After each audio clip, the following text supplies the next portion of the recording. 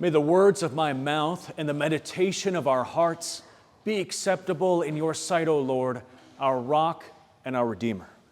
Amen.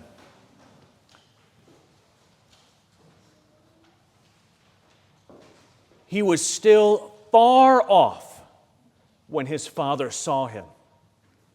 That's what the text says. The boy wasn't even in the driveway yet, had not knocked on the door, had barely rehearsed his speech, and already the father was running. Already the embrace was beginning. Already the party was being prepared. He was still far off, and mercy met him on the road. We call this parable the prodigal son.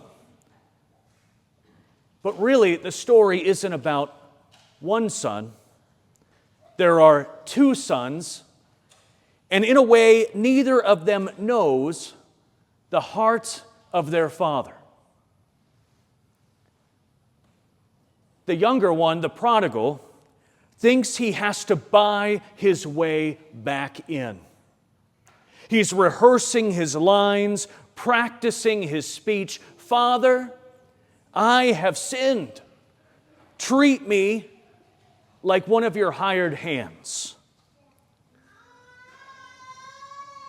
He's still thinking in contracts.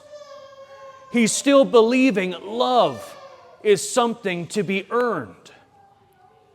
The older son thinks the same thing.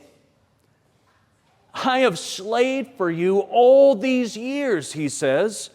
I have never disobeyed you. And underneath that is a haunting question. What has it gotten me? Two sons, one a rebel, the other a rule keeper, but both standing outside grace. Jesus tells this parable not in a vacuum, but in a moment. The Pharisees and scribes were grumbling. This man welcomes sinners and eats with them. And instead of a lecture, Jesus tells a story not of judgment, but of joy. A story not about good boys and bad boys, but about a father who refuses to let either son go unloved. Let me tell you a story. I once heard the story of a girl named Anna. She was adopted as a child. As she got older, she became angry, distant, and rebellious. She wanted nothing to do with her parents' rules, their love, or their God. So she ran away. She burned bridges. She chose addiction and escape. But years later, she found herself on a bus home, wrecked and empty. And when she arrived, expecting shame or silence, her mother met her at the door with open arms. And as Anna later admitted, I thought I'd have to earn their love back. I just didn't understand. I never lost it. That is what Jesus is telling us. You don't have to find your way back to God. God is already running toward you. Not because you've done better, not because you've made a good case for yourself, but because that is who God is. gracious and merciful, slow to anger and abounding in steadfast love. In the Lutheran tradition, we call this grace alone. Not merit, not transaction, but sheer, unearned, overflowing grace. As Paul says in Romans, while we were still sinners, Christ died for us. Here in Luke's parable, Jesus is putting that very theology into narrative flesh. And yet, it is the older brother I often worry about most. He's close to home, sure, but he is very far from joy.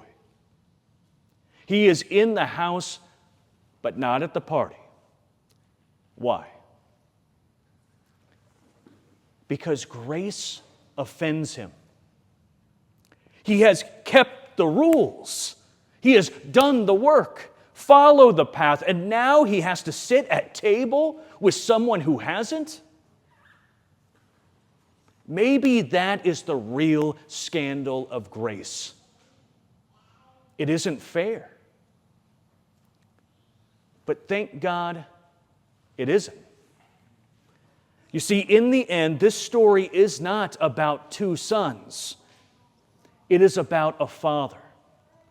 A father who waits, who runs, who pleads, who throws parties for the lost, and begs the resentful to come join him. A father who looks an awful lot like Jesus. A father who is Jesus. So whether you have run away in rebellion or are just keeping your head down in resentment, the invitation is the same. Come in. Come to the table. Come home. Because while you were still far off, the Father saw you. While you were still covered in shame, He called you beloved. While you were still a sinner, Christ died for you. That is grace. That is gospel. That's home. Amen.